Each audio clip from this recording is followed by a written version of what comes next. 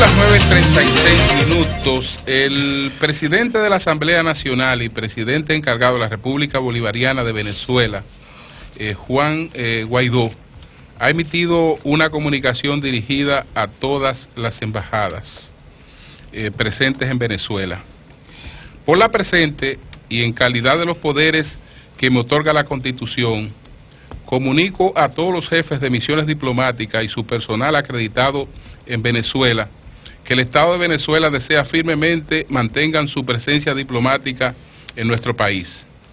A tal efecto, les insto a desconocer cualquier orden o disposición al respecto que contradiga el firme propósito del poder legítimo de Venezuela en virtud de la Constitución, que en virtud de la Constitución ostento de que las misiones diplomáticas, jefes de misión y todo personal continúen operando en Venezuela con normalidad y de que respeten todas las inmunidades y privilegios. Cualquier disposición contraria carecería de validez, pues emanaría de personas o entidades que, por su carácter usurpatorio, no tienen autoridad legítima para pronunciarse al respecto. Juan Guaidó, presidente de la Asamblea Nacional, presidente encargado de la República Bolivariana de Venezuela. Ahí está pues la copia de esta comunicación del presidente encargado de la República Bolivariana de Venezuela, Juan Guaidó. Son las 9:37 y entonces ahora vamos a conversar con Orlando Jorge Mera. Orlando Jorge Mera es el delegado del PRM ante la Junta Central Electoral, fue secretario general del Partido Revolucionario Dominicano y es de las principales figuras del Partido Revolucionario Moderno. Miembro de la dirección ejecutiva, el mayor órgano de dirección del Partido Revolucionario Moderno y uno de los líderes fundamentales. Cómo no, antes de que entonces hablemos sobre cuestiones que tienen que ver con la ley electoral, la ley de partido y la propuesta esta de ley electoral que está en discusión en el Congreso, pues vamos a conocer su opinión sobre lo que está ocurriendo en la hermana República de Venezuela. Sí, muchas gracias, Julio. Un saludo a todos ustedes. Gracias por la invitación y de poder compartir con ustedes. Hoy es un día de especial importancia, sobre todo para los dominicanos que creemos en la democracia y que estamos viendo desde hace mucho tiempo la situación por la que está atravesando el hermano país de Venezuela. Y yo quería aprovechar, porque escuché el comentario de Julio de esta mañana que estuvo muy bueno, sobre todo la parte histórica de cómo República Dominicana y Venezuela han tenido tantos vínculos. Quizás mencionar un hecho que es bueno resaltarlo acá. En el año 1978, cuando Antonio Guzmán ganó las elecciones al doctor Joaquín Balaguer, que hubo un momento de bastante tensión en el que el gobierno de Balaguer no reconocía el triunfo de Antonio Guzmán, hay que decir que los venezolanos en ese momento jugaron un rol importante. Y Carlos Andrés Pérez... Yo me refería a eso en mi comentario. No sí, te escuché, sí. Perdón. Carlos Andrés Pérez... Yo precisé eso. Carlos Andrés Pérez...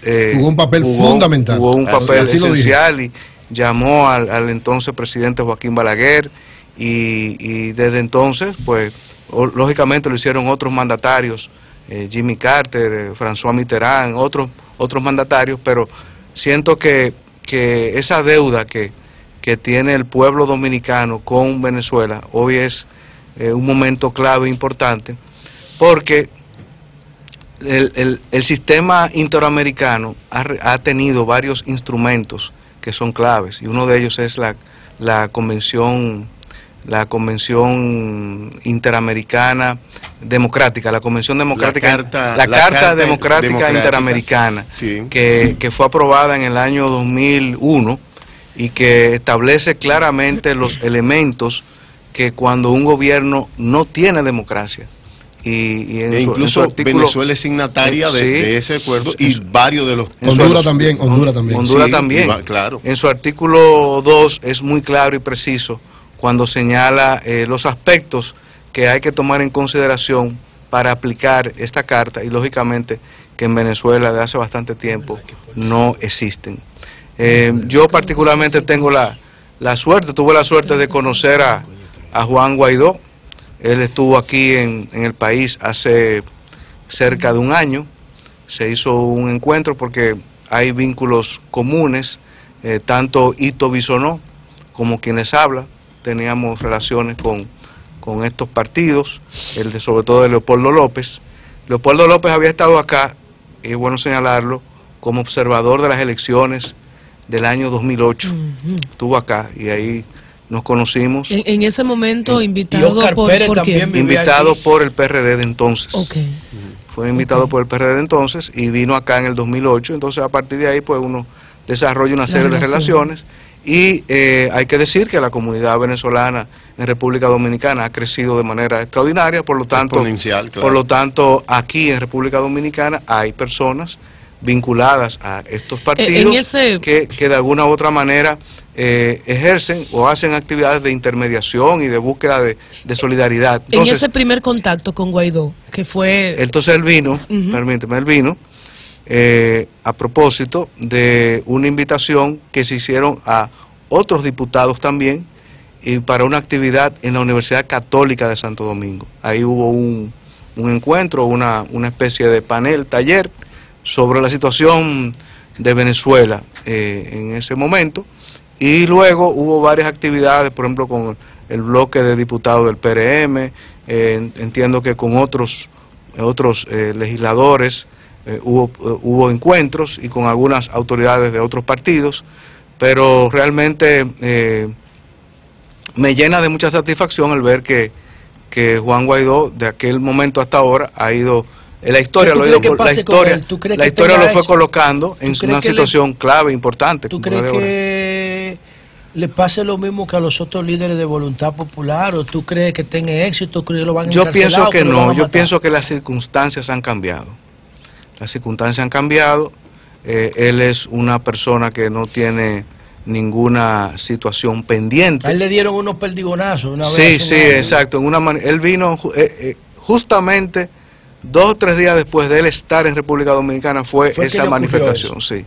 Y entiendo que las circunstancias actuales han cambiado completamente en Venezuela por el hecho del apoyo ya claro y decidido de varios países importantes, la Organización de Estados Americanos, entre otros, y pienso que pretender violentar los derechos humanos de Juan Guaidó en estos momentos sería una cuestión inaceptable totalmente por toda la comunidad internacional, por lo que creo que la situación de hoy día es muy distinta a la de hace apenas 2 meses atrás. Y como el tema se va a conocer hoy en la OEA, ¿entiendes que la posición de la República Dominicana debe ser? Por supuesto, la posición de la República Dominicana tiene que ser de apoyo, tiene que ser coherente, en el sentido de que si ya anteriormente ya decidió apoyar o declarar ilegítimo el actual gobierno de Nicolás Maduro, tiene que continuar ese trayecto. Y eso es lo que nosotros como partido de oposición también estamos reclamando, de que el gobierno adopte esa posición que en cierta medida es en reciprocidad al pueblo venezolano, cuantas veces la democracia en República Dominicana ha estado afectada como lo ha estado en el pasado. Ayer se dio a conocer la resolución de la Junta Central Electoral que rechazaba una petición que estaba haciendo Alianza País y el partido de Minú para que se le permitiera hacer unas primarias conjuntas. ¿Cuál fue la posición de ustedes? ¿Cuál es la posición del PRM? No, nosotros en la audiencia pública que hubo en la Junta Central Electoral apoyamos la decisión, la solicitud que formulaba Alianza País y Opción Democrática, en el sentido de que se le permitiese optar por una coalición de cara a las primarias que tendremos en octubre. Sin importar que fuera contraria a la ley. Nosotros apoyamos la instancia de Alianza País y Opción Democrática. Esa fue la posición nuestra. Acabamos de aprobar una ley que es la ley 33-18. Sí, la ley de partido. Luego eso vi la motivación.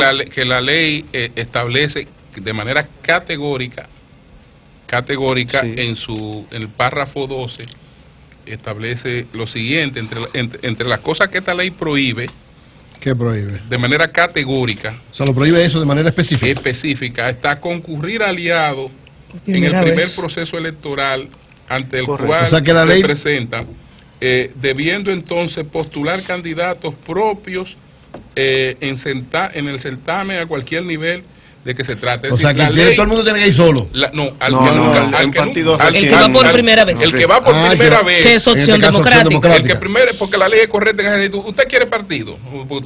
Pruebe primero que usted es un partido. Es verdad, tiene razón. Usted tiene gente para hacer partido. Tiene lógica, Usted tiene es una líder o un líder. Tiene entonces lógica eso. usted va a participar. Demuestra que es un partido. Usted va a demostrar que es un partido. Si se embromó ahí, pues usted no era partido. Una pregunta. Pero la posición de nosotros tiene fue razón. Y a en propósito, apoyo para a Alianza eso- País, Deja Opción que- Democrática. Tiene Sí, razón. pero en Apoyar. el mismo Sí. sentido, en ese caso es Porque una tal vez coalición. obviaron que era contraria a la ley, porque ustedes han luchado mucho por la institucionalidad y siempre yo te he visto a ti No, correcto. abogando por la institucionalidad No, de acuerdo.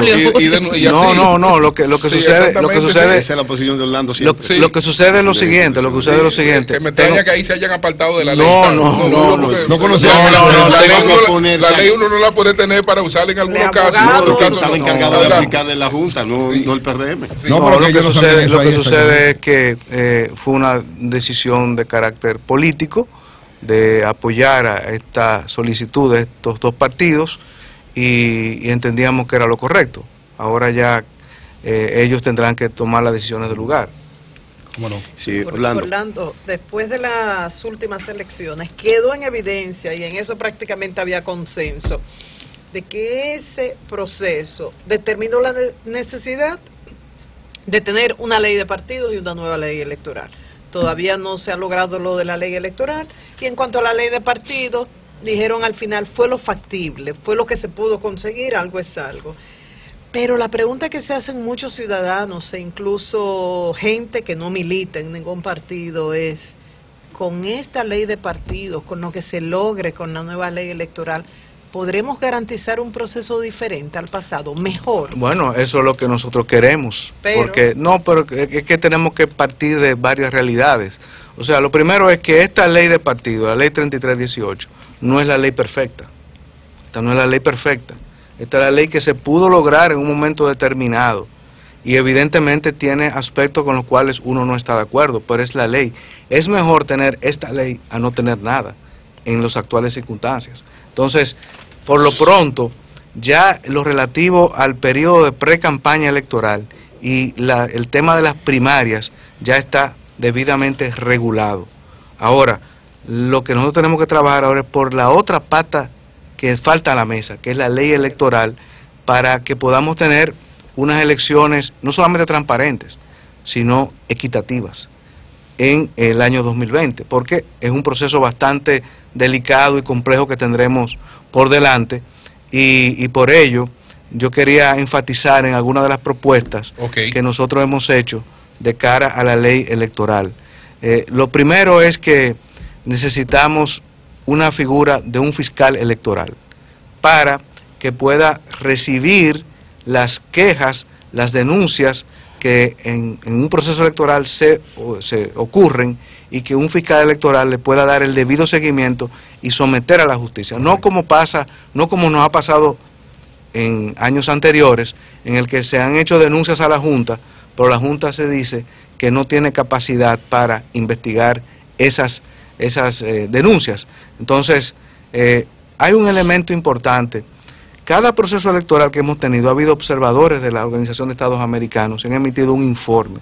Yo les invito a ustedes a que lean esos informes, que de ahí se desprenden las debilidades del sistema electoral, y una de las debilidades que tenemos es la incapacidad que tiene la estructura actual para investigar las denuncias que se hacen ante los órganos electorales. Es decir, la Junta monta el proceso, pero está incapacitada para dar seguimiento a las irregularidades que se presentan. Correcto. ¿Cómo operaría ese fiscal electoral y cuántos fiscales serían? ¿Sería un fiscal nosotros hemos hablado de un fiscal electoral, o sea, de una persona que tenga una jurisdicción nacional. Jurisdicción nacional. Un personal. Soy parte de esa comisión. Sí. La propuesta para eso la hice yo, la redacté yo.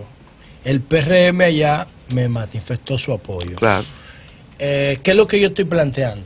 Yo estoy planteando que nosotros tenemos una ley orgánica del Ministerio Público, la 133-11. Pero tú conseguiste el apoyo del PRM, pero te reuniste con tu partido primero, porque tú eres dirigente del Comité Central de un partido. Bueno, yo me imagino que tú primero... Lo que pasa es que el PRM manifestó el apoyo y los reformistas también en la comisión bicameral. O sea, ahí está todo el mundo... No has respondido ha buscado apoyo ajeno y... Pero le voy a explicar algo breve, pero porque para mí es clave a tu compañero periodista si gestionaste el apoyo de tu partido. Oye la respuesta que yo le voy a dar, Julio. Ajá. ¿Por qué yo hago esa propuesta? Porque yo estoy convencido técnica e intelectualmente de dos cosas. El financiamiento clandestino, al margen de la ley, es la causa de todos los escándalos de corrupción que nosotros tenemos. ¿Ven? Por un lado. Y por otro lado...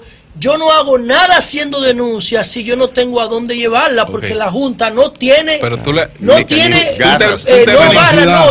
vocación. ¿Cuántos fiscales serían? No, oye lo que pasa con eso, Julio. Las procuradurías especializadas están definidas en la ley. Ahora mismo tenemos como 5. Salud, medio ambiente, lavado de activos, persecución de la corrupción. ¿Qué haríamos? Una de esas, ¿quién la preside? Un juez de corte. Ese juez de corte, en caso de que se mantenga así, porque nosotros no tenemos límite, podemos definir la figura que queramos, ahí la oposición y el gobierno tienen que ponerse de acuerdo para saber cómo van a elegir esos perfiles. Si van a ser fijos, si van a ser itinerantes, si van a ser eventuales. Ya esos son detalles técnicos que tú lo vas... Ahora, de lo que yo estoy seguro es... Pero un solo... Oye, de lo que yo estoy seguro... No puede ser un solo. Tienen que estar... La Junta hace las veces de fiscal electoral. La Junta. Ahora, pero para terminar, Orlando, ¿qué es lo que yo digo?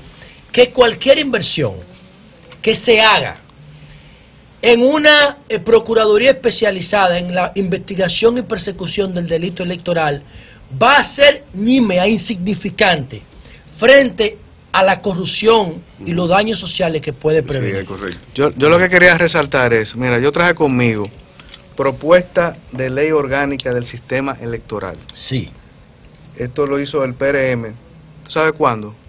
En el año, cuando ni siquiera éramos PRM todavía, en el año 2013 hicimos esta propuesta. Tomamos la corriente mayoritaria. Tomamos el proyecto que había sometido la Junta Central Electoral y le hicimos las observaciones y modificaciones. Desde ese momento estamos nosotros reclamando un fiscal electoral. Sí, pero ustedes taxativamente lo mencionan ahí, porque yo no lo vi. Un fiscal electoral. Ahora, desde el 2013. Ahora, hay distintas variables. Uno plantea un fiscal electoral, otro dice, bueno, vamos a crear una Procuraduría General especializada. Sí. No hay mayores dificultades en eso. Lo importante es saber ahora quién sería y cómo sería. ¿Quién sería y cómo sería? Pero hay que hacerlo. Hay que crearlo. Una de ellas es el fiscal electoral, las otras van para que no puedan. Bueno, sí, perfecto. Pero 30 segundos solo. El doctor Roberto Rosario, que tiene autoridad por haber presidido la Junta y además por todos los procesos electorales que ha observado en el continente, dice que hay que ver la realidad, que en los casos, que él no ve diferencia, en los casos de los países latinoamericanos, donde actúa un fiscal electoral especializado, que en otros casos donde actúa cualquier fiscal, yo lo que digo es lo siguiente, señores. Es la opinión de él. Yo lo que digo es lo siguiente. Él dice que se instala una mesa del Ministerio Público. Yo lo que digo es lo siguiente. Veamos los informes de la Organización de Estados Americanos. ¿Cuál es el problema que tiene el sistema electoral dominicano al día de hoy? No es ni siquiera lo que sucede el día de las elecciones, es lo que sucede antes. Es el uso de los recursos del Estado en los procesos electorales. No, y también del sector privado. Pero lo del Estado y me refiero al Estado, me refiero gobierno, ayuntamientos, congresos, etcétera. Es a todo que me refiero. Es muy desigual entonces, competir con el que tenga el entre control del Estado. las garantías electorales que estamos sugiriendo está temas que son nodales para nosotros. Por ejemplo, regular las inauguraciones del presidente de la República en la campaña electoral. Eso para nosotros es fundamental. Regular la propaganda de los ministerios y las instituciones públicas en la campaña electoral. Planteamos congelar la nómina pública. Planteamos congelar los contratos que son fuera de nómina en el periodo electoral, porque de eso que esto se trata, de lo que se trata es de equidad, de igualdad, y para que estén todos en condiciones. ¿Los otros puntos cuáles son? ¿Hablaste del fiscal electoral, por ejemplo? No, esto que te acabo de decir, o sea, las limitaciones. Congelar nómina pública, las limitaciones, publicidad regular las inauguraciones del presidente de la República. Cuando hablan de regular, ¿a qué se refieren? ¿Que no ocurran? Bueno, mira, el mejor caso lo tenemos en Colombia. Colombia existe una ley de garantías electorales. Y en Colombia no hubo una sola denuncia, ni contra el presidente Santos, ni contra Uribe, en los procesos electorales. Entonces, ¿qué nosotros planteamos? Eso de visita sorpresa, por ejemplo, aquí que desaparezca en ese periodo. Debe estar normado, debe estar regulado, debe estar prohibido durante ese periodo. Sí, debe estar prohibido. Va a la reelección. Debe estar prohibido, aun cuando no haya reelección. Aun cuando no haya reelección. Porque podría favorecer al candidato. El peso que ejerce el gobierno. Sí, apoya el oficialismo. Entonces, en segundo lugar, planteamos el congelamiento de la nómina pública. Planteamos la regulación de la publicidad solamente para casos excepcionales, por ejemplo, salud pública, etcétera, pero la regulación de la publicidad en ese periodo electoral. La no contratación de personal fuera de nómina pública durante ese periodo. Entonces, lógicamente, y por supuesto la congelación de los programas sociales del gobierno. Lógicamente, esto que yo estoy planteando, nosotros lo hicimos hace 3 años atrás. Pero no de la tarjeta Solidaridad, ni de congelación. Es que la tarjeta también. Que no crezca. No. O sea, que no se pongan nuevas. No es para la inflación, es que no se adicionen. Correcto. Ahora sí. No, correcto. Es que no se agreguen. Que no se creen nuevas. Y estamos hablando por un periodo determinado. Eso lo ha de controlar el fiscal electoral. Bueno, el fiscal electoral puede recibir denuncias que tú digas, vaya a tal lugar que se están entregando tarjetas Solidaridad, por ejemplo. El dirigente del PRM me planteó algo que me sorprendió. Me dijo que el mejor candidato para el PRM enfrentar es Danilo Medina, me dijo él. Le pregunto, ¿y por qué? Dice, sencillo, pudiera ser Leonel o pudiera ser una tercera vía. En cuanto a Leonel, pudiera haber una unificación. En cuanto a la tercera vía, habría una unificación de los dos liderazgos para que pudiera pasar, pero entiende que si es Danilo, entonces el PLD se divide y que por eso él le gustaría más enfrentarse a Danilo, que sería más cómodo. No será del danilismo. No, que sería más cómodo. No será del danilismo el que lo dijo. No fue un PRM. Eso me huele a danilismo. Que sería más cómodo enfrentar a Danilo Medina que a cualquier otro candidato del PLD. ¿Quién fue que dijo eso? ¿Qué piensa? Ustedes, uno del PRM, pídele el nombre. Todo lo que está aquí. Uno del PRM. Todo lo que está aquí. No, una quinta columna. Mira, claro que tiene que... No, eso está claro, el que dijo eso está claro. Una quinta columna, no. Todos ustedes el que dijo eso está claro. Y había otros periodistas ahí, no, y no una quinta columna, no. Todos ustedes Sí. son periodistas con extraordinaria experiencia. Sí.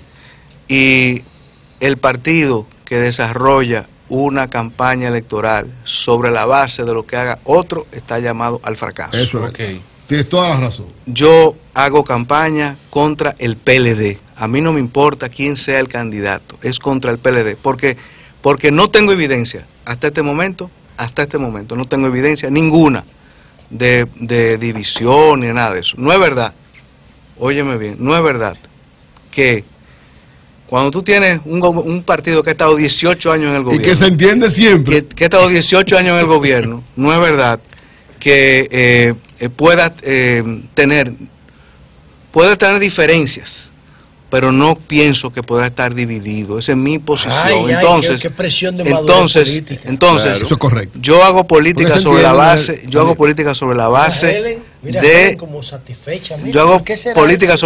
de que mi adversario político, no enemigo, mi adversario político es el PLD. Claro. Cualquiera que sea el candidato. Y la campaña que tenemos que desarrollar nosotros Julio, es contra el PLD. No importa quién sea. Porque ahora yo estoy convencido de algo. ¿De qué? ¿De qué tú estás convencido? Vamos a ver. De que el cambio va en el 2020. Claro. Estoy convencido de que el cambio va. No, de que el cambio va en el 2020. De que el cambio va en el 2020. De que por aquí vendremos después, cuando el PRM gane las elecciones. Dos preguntas breves. Una complementaria. ¿Cómo ustedes van a frenar el dinero del narcotráfico en la campaña? El gobierno le toca. No, pero la oposición también. Hermano, yo estoy hablando porque yo lo que quiero es que cerrar la brecha de la corrupción electoral, y ese es uno de los principales pilares. Esa por un lado, la corrupción y el lavado de activos, ya sea de dinero de corrupción pública o de narcotráfico. Y por otro lado, la sala capitular del ayuntamiento del distrito que ustedes controlan, 23 a 14, nosotros tenemos 14, ustedes tienen 23, aliados con los reformistas. Aprobó, escuchen esto, señores, atención, Luciano, a unanimidad, que el Mirador Sur se llame Joaquín Balaguer. Espérate, déjame. Pero mira, Helen no quiere que yo te haga la pregunta, Lalo. Fue el creador. Fue el PRM que la aprobó, y parece ser que David Collado está muy de acuerdo con eso. Y ustedes también. Los PLDistas no fue unanimidad. Sí, porque yo acabo de decir que fue unanimidad. No tiene nada que ver el Mirador con el doctor. Es que yo quiero que Orlando, conocedor histórico, porque yo no estoy de acuerdo con perseguir a Balaguer históricamente, pero no estoy de acuerdo con endiosarlo. Bueno, está bien. Entonces yo quiero que Orlando, desde la perspectiva histórica y de la coyuntura actual, me diga ¿qué estaba pasando por la cabeza del PRM? Precisamente a Orlando, ¿Y del PLD qué estaba pasando? Usuario del Mirador, conocedor de la historia, que sabe quién tuvo esa iniciativa. No, esa tiene de los Enrique, todos los proyectos habitacionales, entonces vamos a ponerle Joaquín Balaguer, empezando por el de la José Contreras. Con respecto a tu primera pregunta sobre corrupción, lavado, narcotráfico. Y la corrupción ese es uno de los principales problemas que tiene el sistema electoral dominicano, porque ahora se están colocando controles y frenos con la limitación del tope de contribución económica, que ahora se aplica para la precampaña electoral, que comienza en julio. Lógicamente, los partidos están obligados internamente a poner restricciones claras y precisas para la participación en estos procesos electorales, que no sean personas vinculadas al narcotráfico y a ese tipo de actividades. Entonces, evidentemente que esa es una tarea por delante que tenemos que hacer. Y claro, el gobierno nacional, no del PLD, del gobierno, tiene que tomar también decisiones claras y precisas. Este es un país que necesita de ejemplos sancionadores, claros y contundentes, que todavía no han llegado. Sobre lo de Balaguer, ¿qué opina lo de mira, el Parque Mirador, doctor Joaquín Balaguer? Yo tengo que reconocer, yo soy usuario del Parque Mirador, claro. Y ese es el pulmón, de los escasos pulmones verdes que tiene la ciudad de Santo Domingo. Narcisazo era del partido de ustedes. Uno de esos. Entonces, no llegó a ser del partido. Sí, Narcisazo era del Comité Ejecutivo Nacional del PRD. ¿O nacional? No, Narcisazo no era del Comité Ejecutivo. No. Eso fue en el 94. En el 94 yo estaba en la universidad. Oye lo que dice Orlando, que él no estaba ahí. Bueno, adelante. ¿No era del PRD? Narcisazo. No, en la universidad. Tienen que cambiar la historia. No, era aliado. Bueno, entonces lo que te quiero decir que lo del parque. Claro que sí. Lo que te quiero decir es que hay cosas que están a la vista de todos. Claro. Es decir, el doctor Joaquín Balaguer contribuyó a la construcción del Parque Mirador, Y entonces son realidades que están ahí. Y la construcción de proyectos habitacionales en todo el país también. Bueno, sí, pero eso y escuelas y hospitales. Yo creo que es diferente. Yo creo que cualquier estadista puede desarrollar. Digo yo, porque entonces todos los elevados se deben llamar Leonel Fernández. ¿Puedo decir algo? Proyectos habitacionales lo puede desarrollar cualquier estadista. Y un parque también. Déjame terminar, Anivel, casi no lo puedo desarrollar. No fue un parque que él desarrolló, porque protegió todos los parques. ¿Sabes cuál fue la bondad de eso? Que en una época donde no se hablaba de lo verde, de lo medioambiental, donde esos temas no estaban de moda, Vera, llama aquí, por favor, para que libre este debate. Bueno, en esa época también se hablaba de cementerios y se llenaron rápidamente. Pero si le pone, mira, Nivel, que qué buen dato. Vamos a ponerle al cementerio de la Máximo Gómez. Sí. Está bien. A los dos, al Cristo Salvador y al de la Máximo Gómez. Joaquín Balaguer. Bueno, vamos a continuar. Pero le hago la siguiente pregunta. Adelante. Orlando, es imposible no estar de acuerdo con una ley o con reglamentos internos partidarios para evitar que el narcotráfico y que los lavadores se apoderen de los estamentos públicos. Ahora, ¿mediante qué vía? Mediante pedirle a un aspirante un certificado de no antecedentes penales y bueno, que lo entrega a Procuraduría, o un poco ahí tendría que ver hasta el rumor público. Se lo pregunto porque, por ejemplo, de su partido hay actuales diputados que están vinculados por el rumor público a ese tema. Entonces, y no estoy juzgando lo pasado, sino en lo adelante, ¿qué usted cree que debe primar?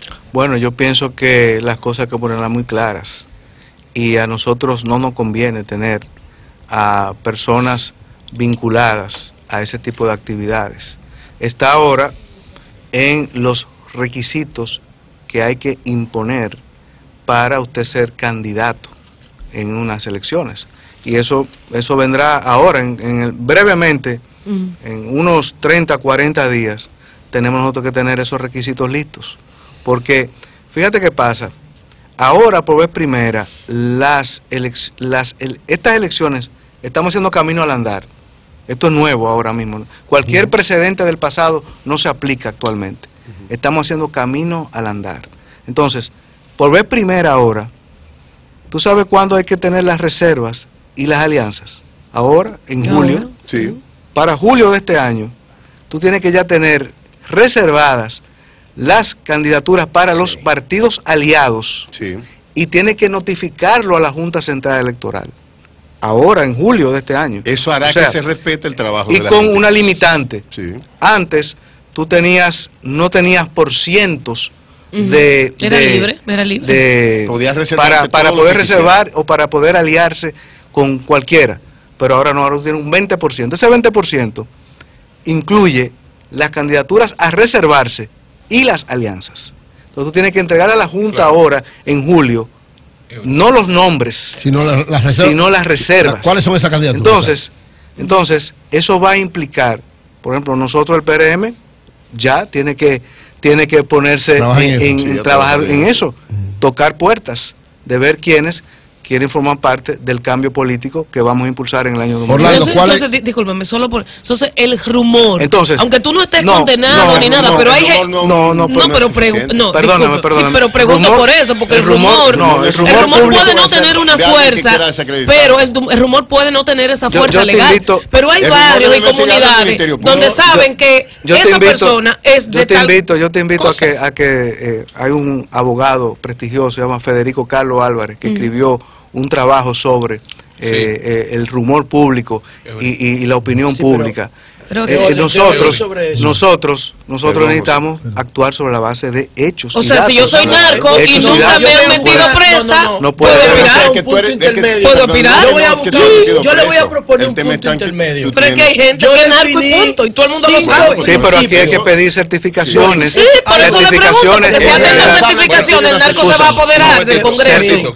Hay que pedir certificaciones de la Dirección Nacional de Control de Drogas. Sí, pero si es por eso, el narco se va a apoderar del Congreso. Hay narcos que nunca han caído presos y que todo el mundo sabe a lo que se dedican, y otros que cayeron presos hace 20 años y que hoy son gente pulca, pero todo el mundo sabe a lo que se dedican. Por eso yo propongo, yo puse 5 principios para fundamentar el financiamiento electoral.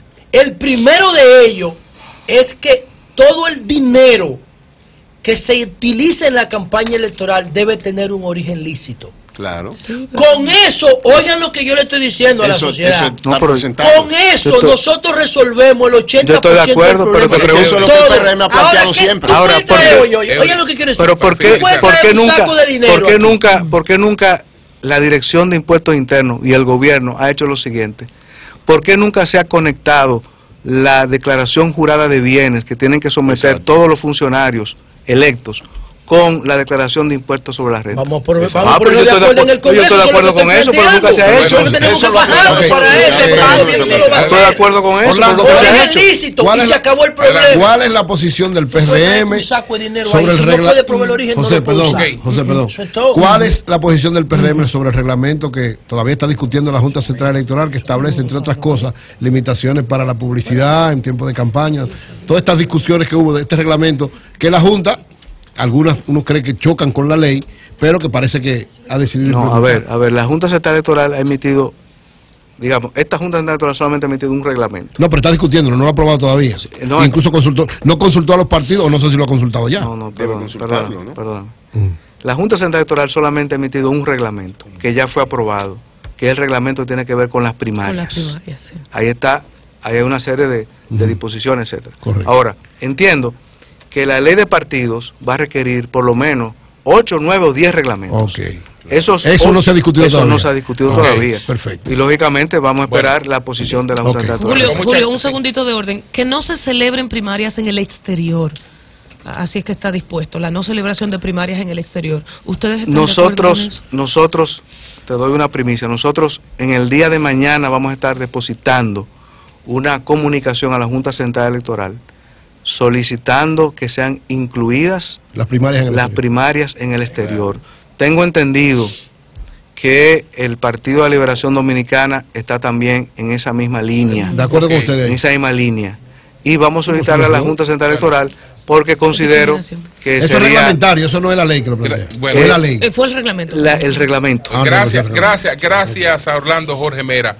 Bueno, señores, ya se sabía porque lo anunció el presidente Piñera ayer, el apoyo al presidente Guaidó. Lo que la Cancillería chilena ha anunciado en el día de hoy es que a partir de hoy su embajada acreditada en Chile, la embajada venezolana en Chile, no, la embajada chilena, la embajada chilena en Venezuela, acreditada en Venezuela, que a partir de hoy esa embajada está acreditada ante el presidente encargado de la República Bolivariana de Venezuela, no ante el gobierno usurpador, sino ante el presidente encargado de la República Bolivariana de Venezuela. Y hay que decir, significa, Julio, que Guaidó también puede designar embajador en Chile. Así es. Lo mismo en Estados Unidos, hay que decir también, en todos los países que han, en Brasil, en la mayoría de los países. Hay que decir que en México emitió un comunicado donde llama al apego a la constitucionalidad y a la institucionalidad en Venezuela y respalda